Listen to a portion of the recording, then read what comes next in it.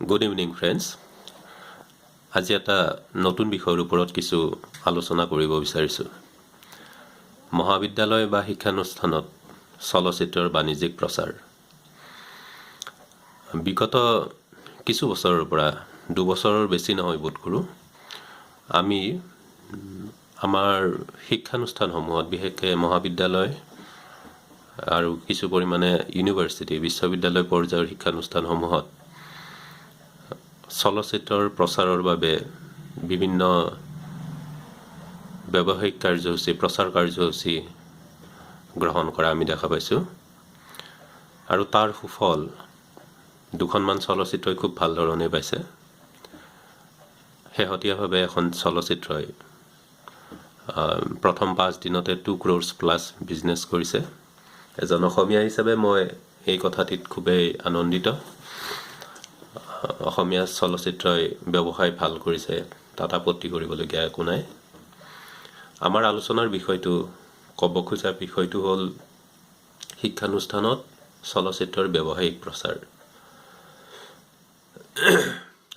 অসমত মই যিটো তথ্য পাইছোঁ, বিগত 2018 চনত 22খন চলচ্চিত্ৰ মুক্তি লাভ কৰিছিল।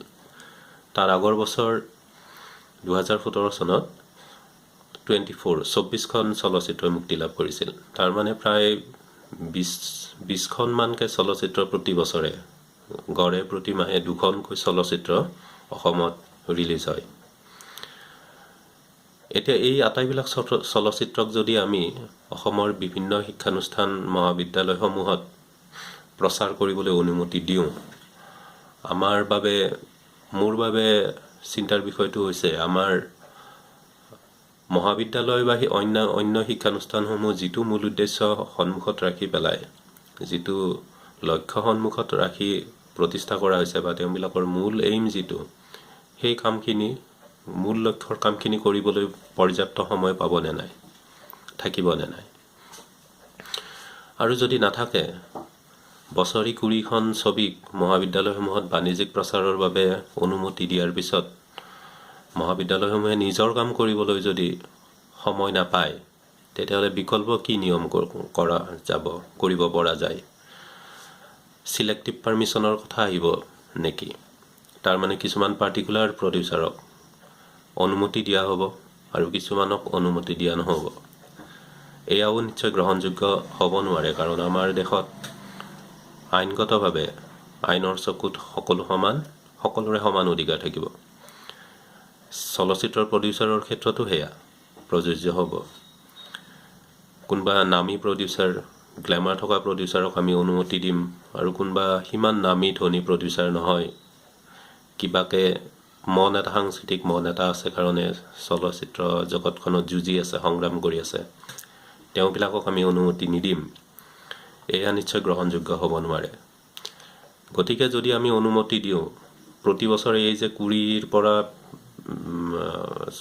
24খন 20+ চিনেমা অসমত প্ৰডিউচ হয়, এই আটাইসকল প্ৰডিউচাৰকে আমি আমাৰ কলেজ পৰ্যায়ৰ শিক্ষানুষ্ঠানসমূহত, কলেজ বা তাৰ ওপৰৰ শিক্ষানুষ্ঠানসমূহত প্ৰচাৰৰ বাবে অনুমতি দিব লাগিব।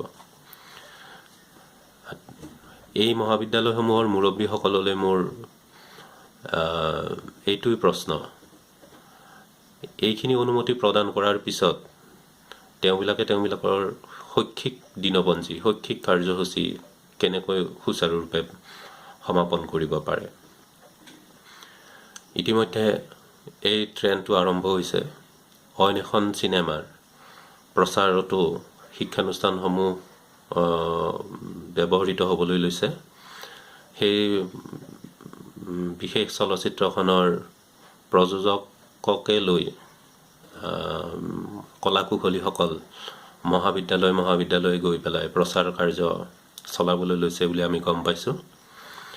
গতিকে এনেকুৱাকৈ যদি বাকী 20খন ছবিৰ প্ৰডিউচাৰ আৰু কলাকুশলীসকল যদি কলেজে গৈ পেলাই প্ৰচাৰ কাৰ্য চলাব বিচাৰে, যিসকল মহাবিদ্যালয়ৰ মুৰব্বীয়ে ইতিমধ্যে অইন প্ৰডিউচাৰক অনুমতি দি থৈছিলে প্ৰচাৰ কাৰ্য চলোৱাৰ বাবে, তেওঁবিলাকে কি ব্যৱস্থা গ্ৰহণ কৰিব? গতিকে এইটো আমি আটাইয়ে জানিব পাৰিলে ভাল হ'ব। মহাবিদ্যালয়ৰ ছাত্ৰ ছাত্ৰীসকল ফিল্ম প্ৰডিউচাৰসকলৰ বাবে টাৰ্গেট, হট টাৰ্গেট। কাৰণ চলচ্চিত্ৰৰ গৰিষ্ঠ সংখ্যক উপভোক্তাই, কনজিউমাৰ বা দৰ্শক এই শ্ৰেণীৰ, এই বয়সৰ। আমিও চাইছিলোঁ সেই কলেজত থকা সময়ত, বেছিভাগ চিনেমা স্কুল আৰু কলেজত থকা সময়তে চাইছিলোঁ। গতিকে সেইটো হট টাৰ্গেট। আৰু এনেকুৱা ট্ৰেণ্ড এটা মুম্বাইত বহু বছৰ আগৰ পৰাই চলি আছে। তাত অৱশ্যে ইমান প্ৰত্যক্ষভাৱে নহয়, মই যিমান দূৰ জানো। ডাইৰেক্টলি গৈ পেলাই ইমান ব্যাপকভাৱে শেহতীয়া এখন চিনেমাত যিটো ব্যাপক প্ৰচাৰ হৈছে, আগতো হৈছিলে, সিমান ব্যাপক আৰু প্ৰত্যক্ষভাৱে নহয়। ইনডাইৰেক্টলি কলেজসমূহলৈ গৈ পেলাই চলচ্চিত্ৰৰ পাব্লিচিটি, এডভাৰটাইজমেণ্ট কৰে। বিচাৰক হিচাপে যায় বা কালচাৰেল অনুষ্ঠান, ইভেণ্টবিলাকত তেওঁবিলাকে কিবা সৰু পাৰফৰ্মেঞ্চ বা গেষ্ট হিচাপে যায় অলপ সময়ৰ কাৰণে, আৰু গৈ পেলাই তেওঁবিলাকৰ মূল উদ্দেশ্য যিটো, সেইটো কৰি পেলাই গুচি আহে।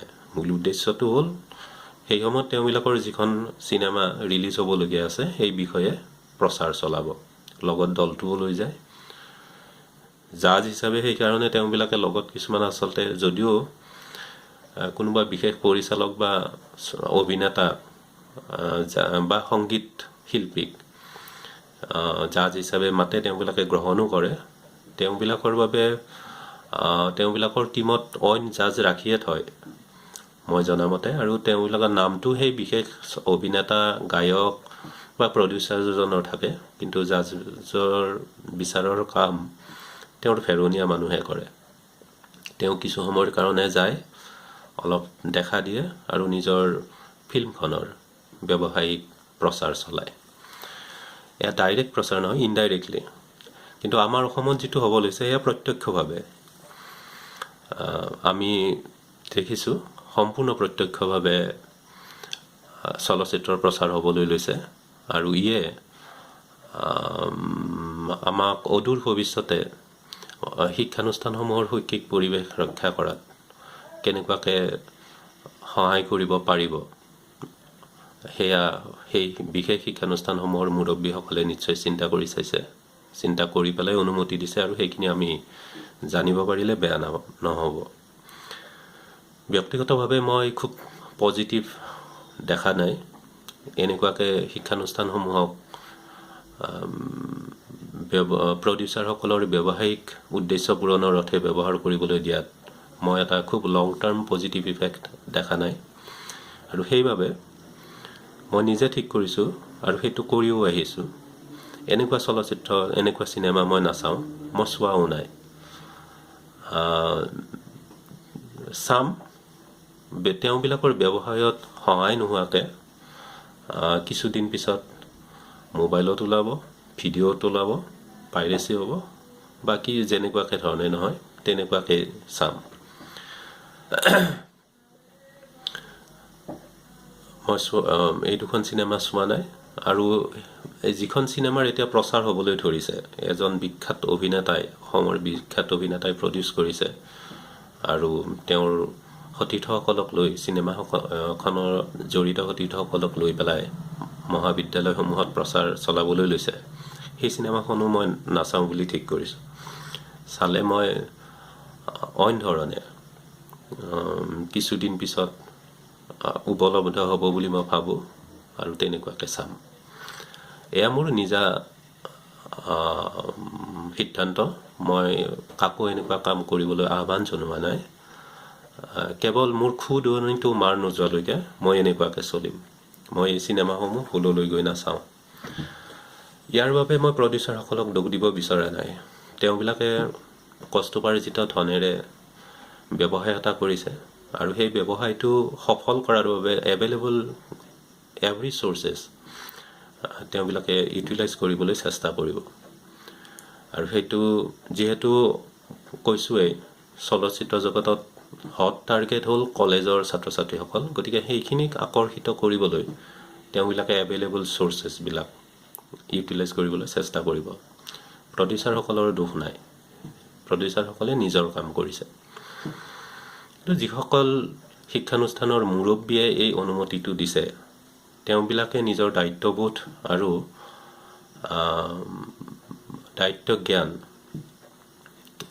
তেওঁবিলাকৰ কামৰ দ্বাৰা কিমান দূৰ প্ৰতিফলিত কৰিব কৰিছে সেয়া মোৰ বাবে এটা মনত ক্ষুদনিৰ সৃষ্টি কৰিছে। মই আশা কৰিছোঁ এই চিন্তাটো আটাইয়ে কৰক আৰু এই কথাটো কেৱল হ'ব নালাগে আমি পাৰ্টিকুলাৰলি কাৰোবাক আমি অনুমতি দিম প্ৰচাৰৰ বাবে কোনোবা প্ৰডিউচাৰক আৰু কাৰোবাক নিদিম সেইটো হ'ব নালাগে। যদি দিওঁ আমি সকল প্ৰডিউচাৰকে দিব লাগিব আৰু যদি সকল প্ৰডিউচাৰক দিব লাগে তেতিয়াহ'লে বছৰি প্ৰায় 20 গৰাকী প্ৰডিউচাৰক আমাৰ মহাবিদ্যালয়সমূহ অসমত তেওঁবিলাকৰ চলচ্চিত্ৰৰ প্ৰসাৰৰ বাবে বাণিজ্যিক প্ৰচাৰৰ অৰ্থে ব্যৱহাৰ কৰিবলৈ দিব লাগিব। আহক আমি চিন্তা কৰি চাওঁ। আৰু এইটো কথাই মই শেষত কৈ থওঁ, মই কাকো ব্যক্তিগতভাৱে ইয়াত আক্ৰমণ কৰিব বিচৰা নাই। চিন্তাটো আহিছে বাবে ক'লোঁ, দুদিনমান আগতেই ক'লোহেঁতেন কিন্তু কোৱা নাই। মই ৰখি আছিলোঁ আৰু এখন চলচ্চিত্ৰ এনেকুৱাকৈ আহক মহাবিদ্যালয়সমূহলৈকে প্ৰচাৰ কৰিবলৈ যোৱা, আৰু ইতিমধ্যে আহিলে আৰু এইটো আটাইসকলে ফ'ল' কৰিব এটা সময়ত মই জানো। গতিকে যেতিয়া আটাইসকলে ফ'ল' কৰিবলৈ ল'ব আৰু অনুমতি বিচাৰি আহিব মহাবিদ্যালয়সমূহ ব্যৱহাৰ কৰাৰ বাবে বাণিজ্যিক প্ৰচাৰৰ ক্ষেত্ৰত, তেতিয়া আমি কি কৰিম? ঠিক আছে, এই চিন্তাটো আমি কৰোঁ। শুভৰাত্ৰি।